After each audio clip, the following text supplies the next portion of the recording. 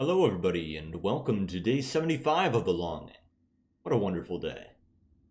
Recording this right after episode 74, and even though it's late at night, I don't feel tired, probably because of the anxiety from the election.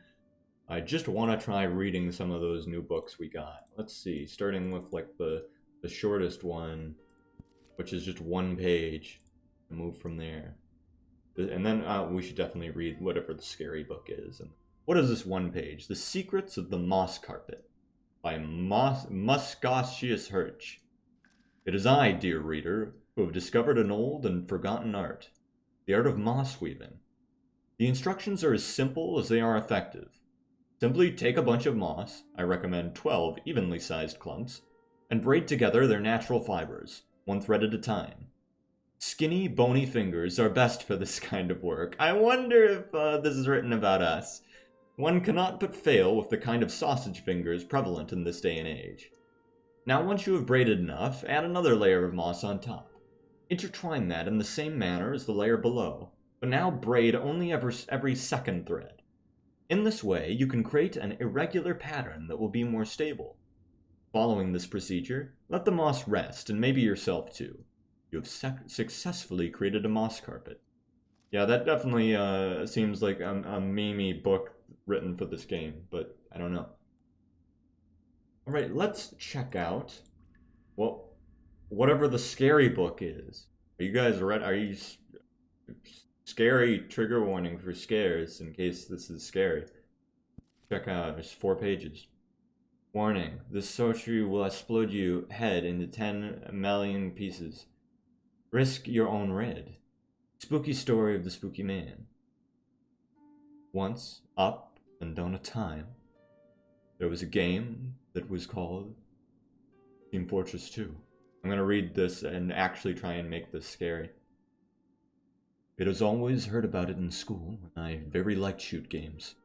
So I was like, hey, what happens if I try this game? And then I was downloading a game launcher named Stoham.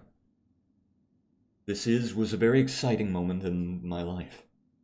I was going to play a good gaming with a lot of very balance and very as a friendly community.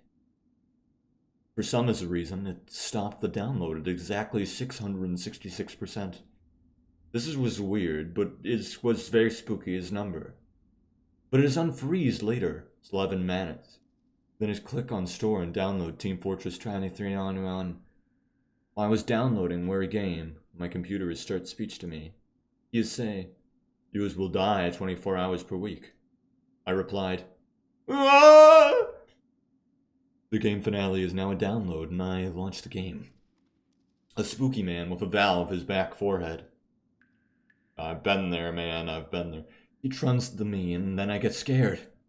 I know that his only scream, but his story is shit. The game finished loading, and the pickles suddenly become a hyper-realistic blood and starts running out of my screen. I was very scared from that. For some reason, the thing I've liked the most so far is the capitalization of that mid-sentence. But I wiped it in playing on. I chose a good server and chose the Black Explosions Master. Friends say he's strong and OP. It is a walk outside of base and look around. I see new man running around. Game is have no sound when suddenly a slim humane shape is in far away, too for it. He or she turn around and run away. At this moment, I do not like to game, because it's spooky, the shit is poo out of me.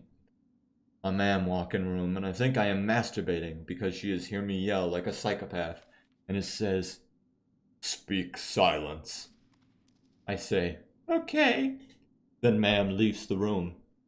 I exiting his game for a while because this is bore. 12 weeks later, I double-click the game and play it again. This time, the Isman no turn around. I'm happy. I go to Vlev server and chose the red-faced man, or spy. From here I use the This Guy's kit and turn this heavy man from Russian land. I walk outside and press E, which makes my charter say, "Medic!" Apparently the enemy is hear it as well, but no enemy medics try to touch me with their medic guns. After, I can hear hyper-realism white noise and lots of characters cry. Literally, cry. I was very spooked, and in chat I see someone say, "You should not have got this game." I thought he's a troll, but he was on the green team. I don't know how. He's having a green name. I had an idea of going where that black figure tried to take me. Dylan Tufart. When years ago I see a lot of blood all over the ceiling. Dripping. Fresh. I get afraid and go upstairs. I see Engie being a spooky dead man. The spy is behind with knife, butter, behind him. He is blue with scary massive eyes and big ghosty hat. He had a green hurt. I got so spooked out I sniffed himself. I'd break my computer by throwing out of the window. I was very fear. Now it has been 7 years since I played Team Fortress, and I was kicked out of the house for throwing my PC out of the window. Now I live in cardboard box with nothing but STD, scary true dreams. Every night I usually hear spooky noise and see a man like in game. I need to go and die now. So thank you for reading. Seeing you next time. Yeah, I regret downloading this. But I had to get through it because I started. Well, yeah. Let's see what else we got. What else we got that's short? We got something that...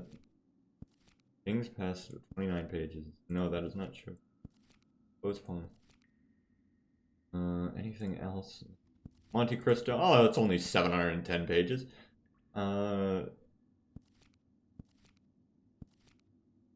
How long have we been reading for? Maybe I should end an episode here. Because oh fuck, I don't know how long I've been reading for. I gotta check, and if I can end an episode with this shit, I'm gonna pull it off. I'm just gonna end this episode with this shit. But if I can't, I guess gotta figure out something else to do. One sec. Looks like I gotta figure out something else to do. I feel like I don't want to start a new book, because if I do... Now, I could start Poe's poems, right? If I start Poe's poems, then, like, that's not something where people will have to feel like they need to sit through what I just read to understand a poem, because there's probably, like, different poems. Let's see. Are they? Let's see how long is one poem. Yeah, the poem is... They're short. We'll read, like, a poem or two. The Sleeper. At midnight in the month of June, I stand beneath the mystic moon. An opiate vapor, dewy, dim, exhales from out her golden rim, and softly dripping, drop by drop, upon the quiet mountain top, steals drowsily and musically into the universal valley. The rosemary nods upon the grave, the lily lolls upon the wave, wrapping the fog about its breast.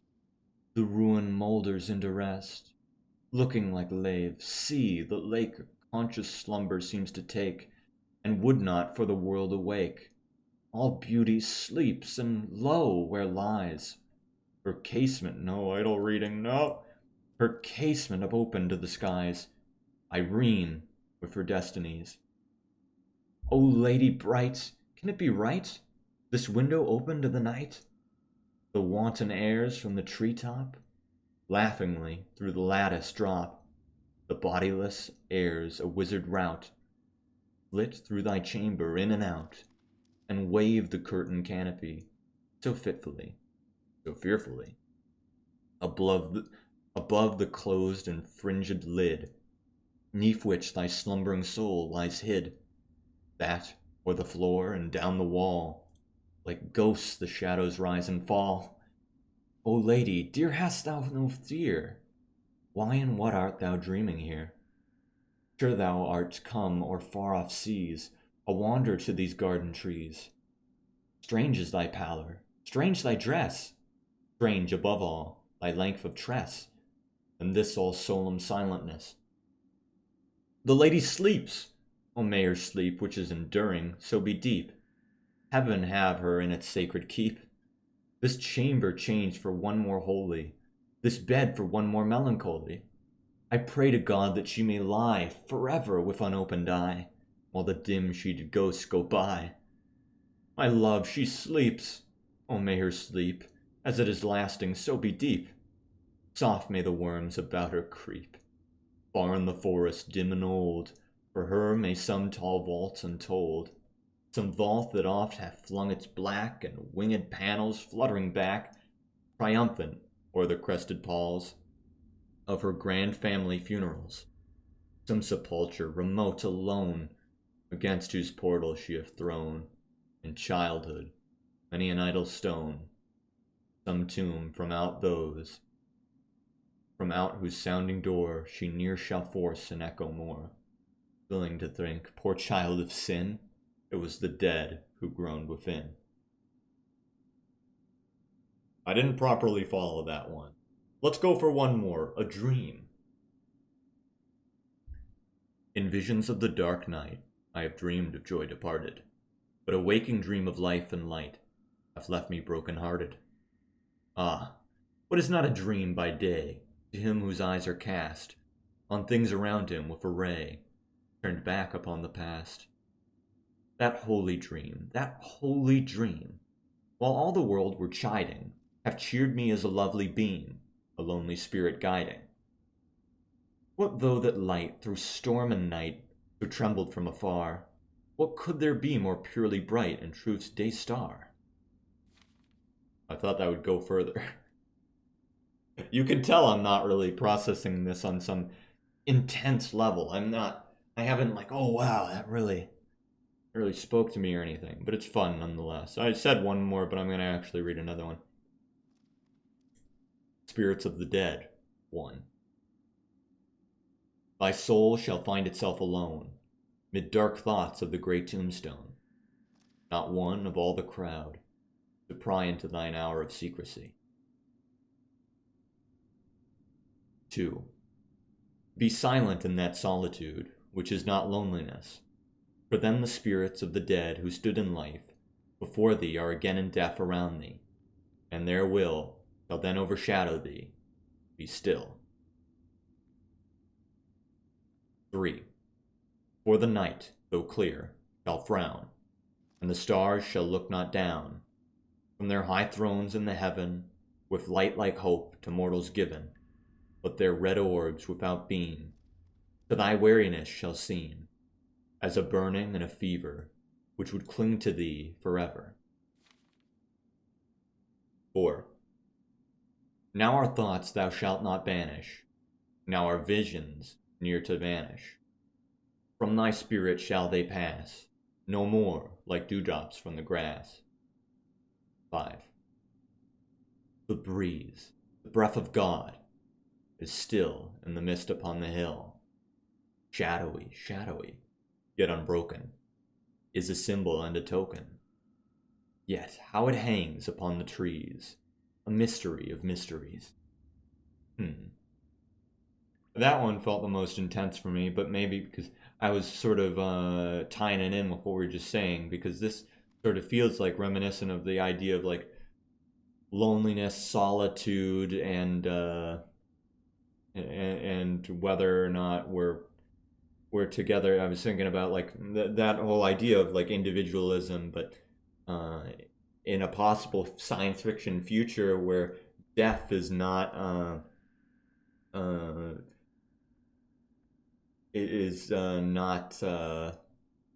not a given necessarily. How will that change our look on loneliness and togetherness? Death is sort of an equalizer in a way. So I don't know where I'm going with this. I actually am tired, and I want to end it here. And thank you guys for watching. Doesn't feel like the most fantastic of episodes, but maybe I shouldn't. I hope you enjoyed, regardless. I'll see you guys next time. Later.